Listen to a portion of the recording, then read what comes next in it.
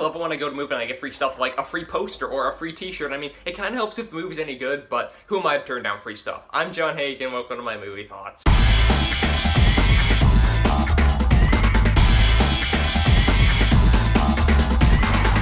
Blumhouse's Truth or Dare. So this is a new movie produced by Blumhouse, who would have guessed it? And Blumhouse is one of my favorite studios working in Hollywood today. They crank out consistently high-quality horror movies with consistently low budgets, such as Happy Death Day, Split, Get Out, which was nominated for a ton of Oscars last year. They focus on making sure that writers and directors can tell really creative and really original stories, have the budget to do so, but make that budget just low enough that people go and see it, and people look forward to the next movies that come from these directors, and the next movies that come from Blumhouse, because it really is nice to see original horror coming out of a studio like this nowadays, and when they're just so riddled with sequels and remakes and reboots, and those movies can be fine sometimes, but seeing original properties is just really nice from Blumhouse most of the time. I really liked Get Out last year. I really liked Happy Death Day. I really liked Split. So looking forward to Blumhouse's Truth or Dare, I was kind of optimistic. The trailers didn't completely wow me, but I did go in knowing it's from Blumhouse and feeling a little bit optimistic. Although I went in beforehand reading this interesting story from the director of the movie, saying that him and Jason Blum met up one day and they were like, oh yeah, like we want to make a movie together, and Jason Blum's like, let's do this movie called Truth or Dare.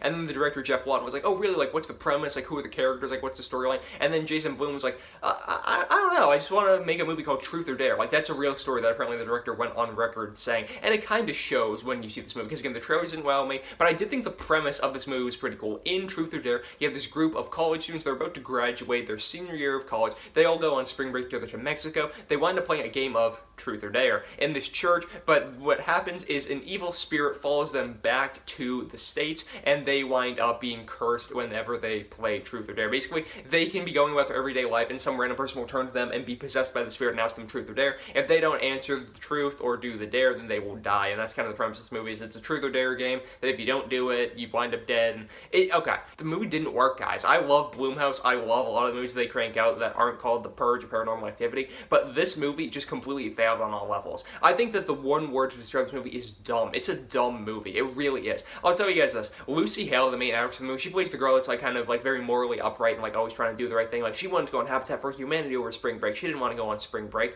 She is actually pretty good in the movie. Lucy Hale's a decent actress. I know she's been on a Freeform show or something like that. I've seen her pop up in works here and there. I think she's doing a CW show next. She's a talented actress and she gave it her all in this movie. There were a couple other actors you can tell were like kind of trying, but some of the acting in this movie is really bad, guys. Like there's this kid, I think his name's Tyler Posey or something, that he's on Teen Wolf. He plays kind of the main love interest between Lucy Hale's character and her best friend, and he is a complete overactor. He completely embodies what you're supposed to get from him, and he just feels like he's trying way too hard to be cheesy in this whole thing, and I'm like, dude, just give it a break. You've got a bunch of stereotypical cliches in this movie. You've got the morally upright girl, you've got her best friend that likes to get around, you've got the love interest that's going to tear them both apart, you've got the guy that doesn't believe in the curse actually happening, you've got his girlfriend who's trying to be playful with him because, you know, he's just a misunderstood bad boy, and you're like, alright, we've seen this a million times before, and I always say, you can do a premise that you've seen a million times before, as long as it's done effectively, it can still work. This movie was not done effectively. I felt like not only was the writing really, really cheesy, but the directing just felt like it wasn't there at all. I feel like this movie was made for a budget of like $5, and I get that horror movies can be made for cheap, that's kind of Blumhouse's kind of motto, but most of the time cheap means like still pretty good looking. Like cheap means that there aren't tons of visual effects sequences.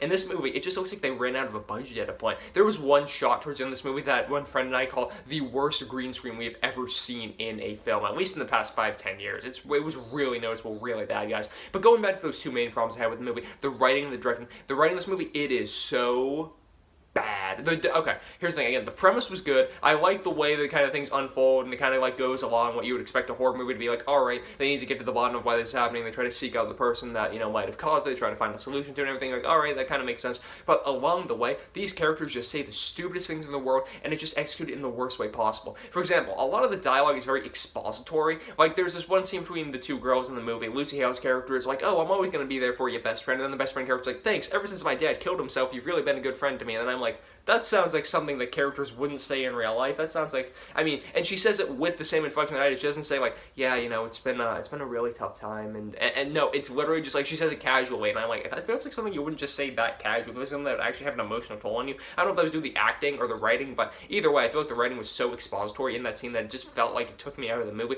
There were other lines where it's like, we played the wrong game or something like that, or it's like, you played or the game is, we're not playing the game's playing us, and the game employed the wrong people or something like that, and you're like, this doesn't make any sense. This just feels like something stupid that writers thought would be cool, but ultimately feels like it's ripped out of a 90s action movie. It feels like it's the cheesiest stuff in the world, and it feels like when the characters say things to each other where it's like, who do you love? Do you love me or do you love her? And he's like, I'm being torn apart. And I'm like, who got paid to write this stuff? Are you joking with me right now? It was one of those things where, again, I was just going on and I'm like, oh man. And the directing too. The directing is not common. Again, not only that green screen, not only the execution of those lines, not only encouraging the overacting, but the directing just feels clunky. It feels like when scenes move from one shot to another, it feels like it's shaky. It feels like it's just not cut all that well. It feels like the editing was just done so poorly. There's this one scene that you see in the trailer where a character falls off of a pool table and snaps his neck and everything like that. But what happens is, like, he falls off of the pool table and instead of just like hitting the ground stopping and stuff, he falls off the pool table, he hits another pool table, snaps his neck, but then his body like kind of contorts downward, like, so he lands flat on the floor after breaking his neck on the other pool table. It just looks weird. It doesn't look like it's how an actual human would behave.